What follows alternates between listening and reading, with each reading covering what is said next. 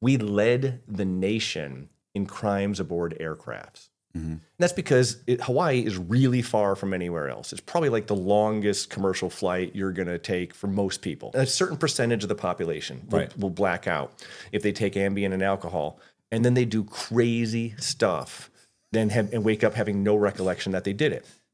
And on aircrafts, again, we saw this like 2-3 times a week at FBI Honolulu. People would like rush the cockpit, punch out flight attendants, put fellow passengers in headlocks, and just like run up and down the aisle screaming things. And then the plane would land in Honolulu. We got a call ahead. We would meet them. We'd take them off the plane in handcuffs, take them to a conference room at the airport, and then they would kind of like say, well, and they almost like wake up and say, "What's going on? I'm in handcuffs." And you'd say, "Well, you have no recollection of what happened on that flight?" And they're like, "No." And I go, "Well, you rushed the cockpit. You punched out a flight attendant. You put your seatmate in a headlock. You ran up and down the aisles like a lunatic." Again and again and again, this happens. And they're like, "I'm sorry, sir. I'm I'm assistant director of human resources for Microsoft Corporation. I don't know what you're talking about." And I go, "Did you take Ambien?" He goes, "Yeah, I had a few Jack and Cokes and had an Ambien." And that's what happened, right? So what do you do with a guy like that, Matt? You're a justice guy. The justice guy. And did we reroute the flight? No. Flight landed in Honolulu as planned.